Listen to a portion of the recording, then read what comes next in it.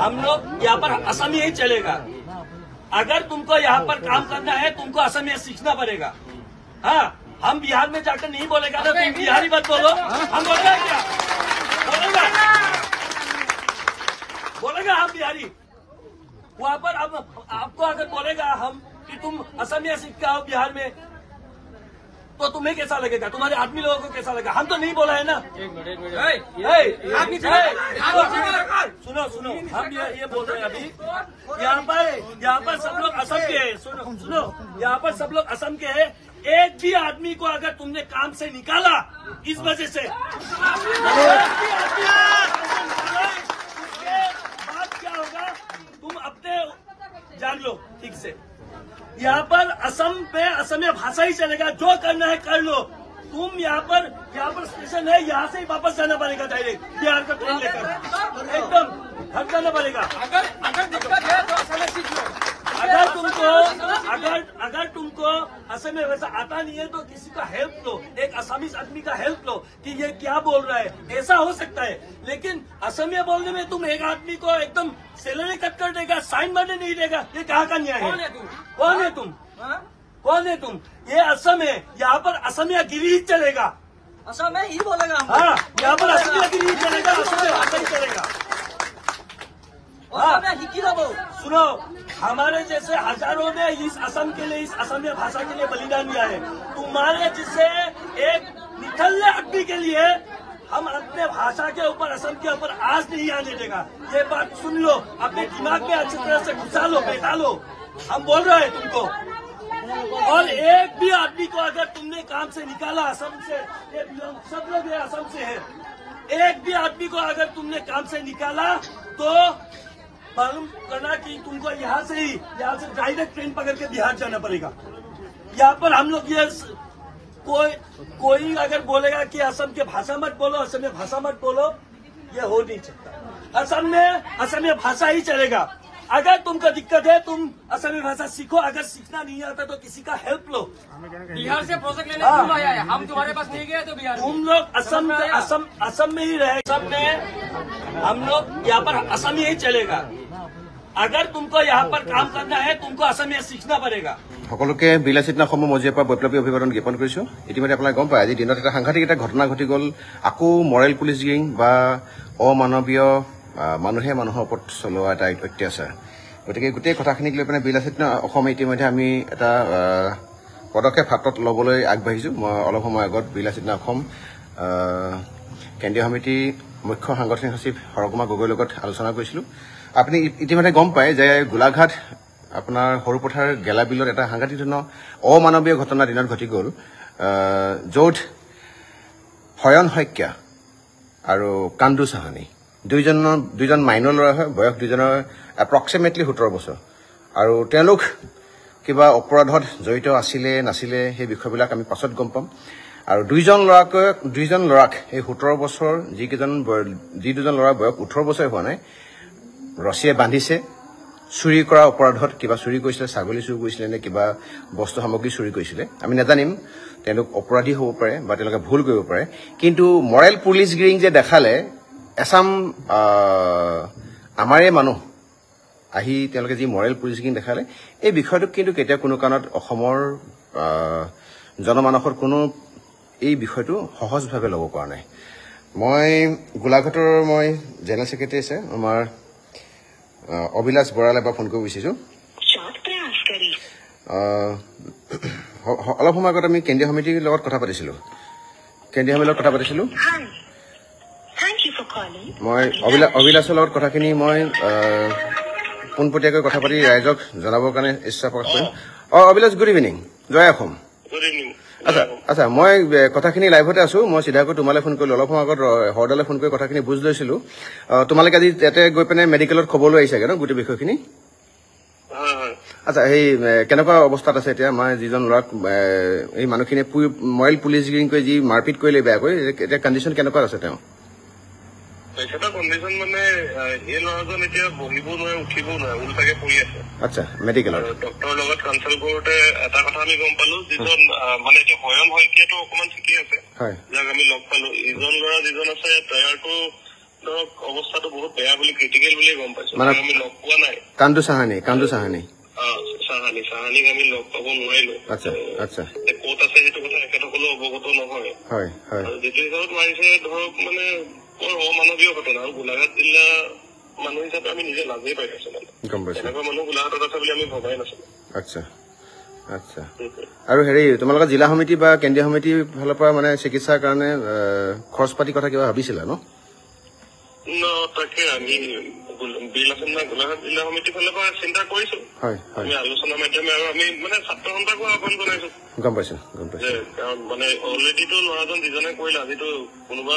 এটা সংগঠনটোতো বেয়া নহয় তেখেতসকলেতো কাৰোবাৰ ক্ৰিমিনেল চাৰ্টিফিকেট লৈ ৰখা নাই গম পাইছো বিষয়টো হৈ গ'ল যে কিবা এটা হ'ল যি নহ'ল এইটো এটা মাৰাত্মক ভুল ক্ৰাইমে এতিয়া ছাত্ৰ সন্থাৰ মানে ধৰক যদি ল'ৰাজনৰ বাপেকে টমটম চলায় আমাৰ এটা মানে আহ্বান আছে যে তেখেতসকলে যাতে ইয়াৰ যিখিনি মানে মেডিকেল ট্ৰিটমেণ্টৰ খৰচ সেই খৰচখিনি অকণ বহন কৰক গম পাইছো আচ্ছা ঠিক আছে থেংক ইউ অভিলাষ থেংক ইউ কথাটো এনেকুৱা ধৰণৰ এতিয়া আপোনাক কেতিয়াবা গম পাইছে যে সেই ল'ৰাজনক খুব বেয়াকৈ মাৰধৰ কৰিছে আৰু যিকেইজন ব্যক্তিয়ে মাৰধৰ কৰিছে তাৰে মেক্সিমাম ব্যক্তিক মই চিনি পাওঁ ৰঞ্জিত শ্ৰেষ্ঠ বুলি কোৱা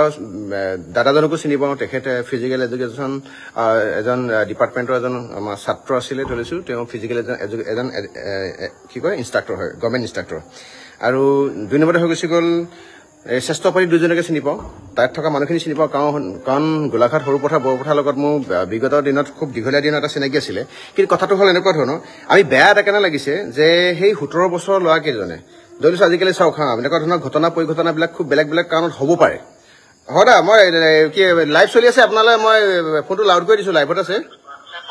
আচ্ছা আপুনি কেন্দ্ৰীয় সমিতি বা আপোনালোকে বিলেচিন অসমে সিদ্ধান্ত কি লৈছে আমাৰ ধৰিছোঁ হৰেণ শইকীয়া আৰু আব্দুল কি কয় কান্দু চাহানীৰ ক্ষেত্ৰত মানে ভাবিছে নেকি কথাটো হ'ল কিন্তু এতিয়া যি অৱস্থা দেখিছে ল'ৰাটো মোটামুটি একদম অৱস্থা বেয়া বিশেষ তোমাৰ তুমি দাঁতখিনি দেখিলে মানে দেখিলে মানে নিজে চকুপানী ওলাব অসমীয়া মানে অসমীয়া এনেকে পিটিব পাৰে জানো আৰু কোনো দুখী নাই কিবা নাই ল'ৰাটো গৈছিলে বেলেগৰ লগত মিটিৰ গ'লে ক'বলৈ গৈছিলে এই বাইকখন কোনোবা এটা লৈ গুচি গ'ল এই বাইকখনৰ সন্দেহতে ভিত্তি কৰি লৈ গুচি আহি পিনি একো কথা নাই দৈৰেঙত মানে কাটি পেলাই দিম আমুক তামুক এনেকুৱা মানে মাৰিছে মানে ভাবিব নোৱাৰিবি তাৰমানে দাগ গোটেইখন তাৰপিছত দাগটো মিঠাতেল মানে হেৰি নিমখ সানি আকৌ গৰম পানী ঢালিছে তাতে ভোট জলকীয়া আনিছে এইখিনি গোটেই ভিডিঅ'খিনি আছে ভিডিঅ'খিনি মোৰ লগত আছে ভিডিঅ'খিনি কিন্তু আমি পোনপটীয়াকৈ সম্প্ৰচাৰ কৰিব নোৱাৰো একো নাই দুখীয়া শাস্তি পাব লাগিব প্ৰথম কথা আৰু 2 নম্বৰ হ'ল কি আমি মাকে আজি শুকুৰে কান্দিছে আমাৰ আগত আমি গোটেই সম্পূৰ্ণ দায়িত্ব ল'ৰা ভাল নোহোৱালৈকে বিলেচিনে লৈছো আচ্ছা মেডিকেল খৰচটো বিলেচিনে অসমৰ তৰফৰ পৰা ল'ব এইটো খুব ভাল সিদ্ধান্ত লৈছে আৰু মই অলপ সময় আগত আপোনাৰ তালৈ মই ভিডিঅ' কলৰ যোগেদি কথা পাতিছিলোঁ আপোনাৰ হেৰিয়ৰ লগত আপোনাৰ হৰেণ শইকীয়াৰ লগত ভিডিঅ' কলৰ যোগেদি কথা পাতিছিলোঁ মই সি বৰ বেছি ভালদৰে মাত মাতিব পৰা নাই কেকাই কেঠাই আছে অসুস্থ মানে মাৰপিট হ'লে আৰু ল'ৰাটো এনেকে ভালদৰে থাকিব পাৰিব জানো আৰু সৰু ল'ৰা 17 বছৰ মানে কান্দু চাহানী আৰু হৰেণ শইকীয়া দুটাই বয়স 17 বছৰ এটা 18 বছৰ নে এবছৰ 2 বছৰ ডিফাৰেঞ্চ হ'ব পাৰে হয় কিন্তু কথাটো তেনেকুৱা আপুনি অলপ সময় আগত সিহঁতৰ লগতে আছিলে মই এতিয়া আছো ইয়াতে আছো লগতে আছো সিহঁতৰ লগতে আছে ন মানে কি হ'ল মাক দেউতাক যিহেতু অকলে হৈ আছে ঠেঙাল মানুহ সিহঁত ঠেঙাল কৈছে গম পাইছো গম পাইছো আমি যিমান পাৰো সিমান কষ্টও কৰিম চেষ্টাও কৰিম হ'ব আমি গুৱাহাটী আছো লগত কিবা যদি সহযোগিতা লাগে আমি আগবঢ়াম নিশ্চয় ঘৰতে মোৰ ফোনটো লাইভত আছিলে আপুনি চাব পাৰিব মই কাটি দিছো ধন্যবাদ এইখিনি আছিলে ঘটনা ইতিমধ্যে আপোনাক গম পায় যে গৰম পানী ঢালি দিছে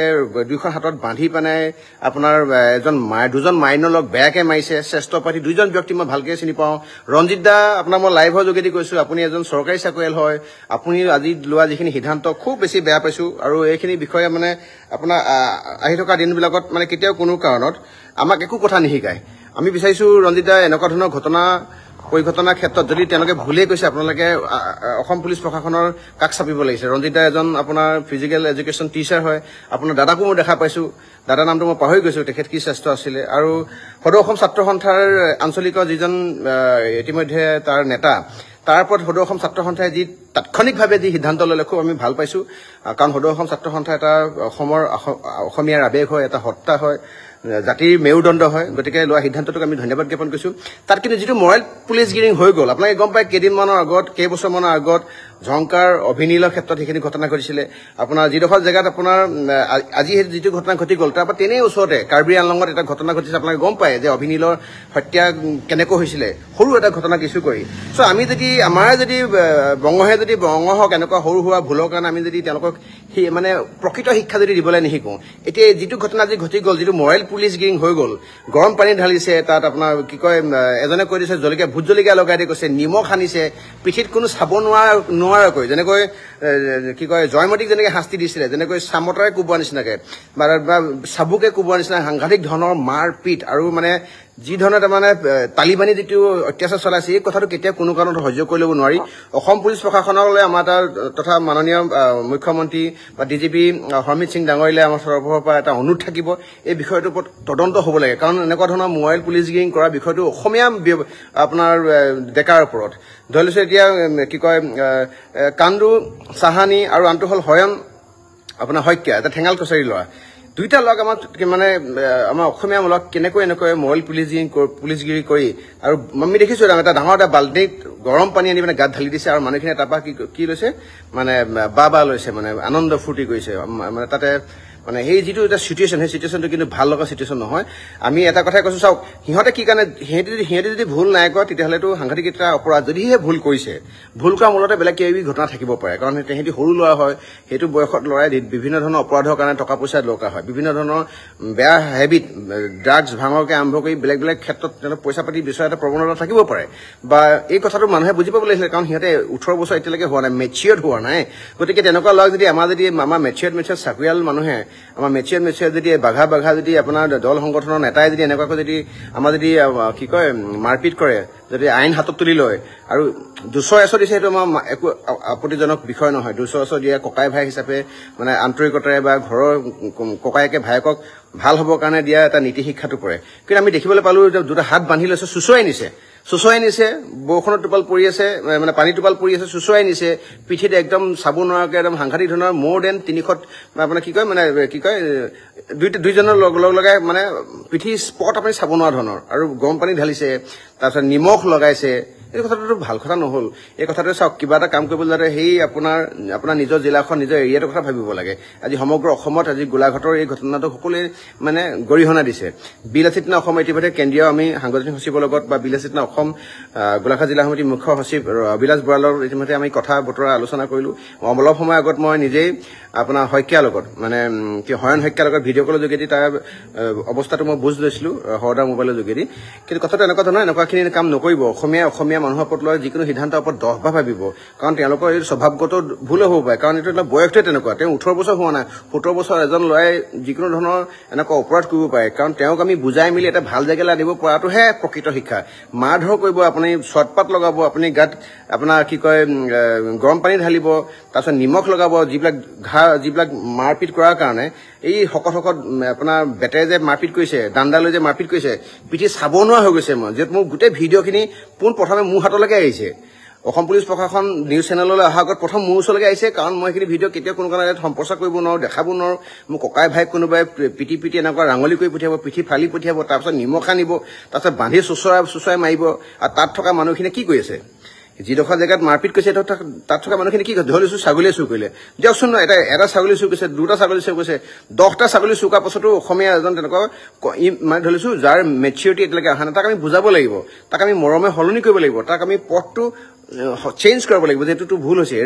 এই পথটোৱে আহি থকা ধৰণৰ বিপদ কৰিব আপোনালোকে যদি মাৰপিটে কৰে ঘৰত মানে তালিবানী যদি মানে ষ্টাইলত যদি মাৰপিট কৰে কেতিয়া কোনো কাৰণে এয়া সমাধান নহয় আহি থকা দিনত গতিকে আমি সকলোকে এটা কথাই ক'ব বিচাৰিছোঁ আমি ককাই ভাই বাই ভনীক এনেকুৱা ধৰণৰ অপৰাধ কৰিলে ভালকৈ মাতি আনি বুজাব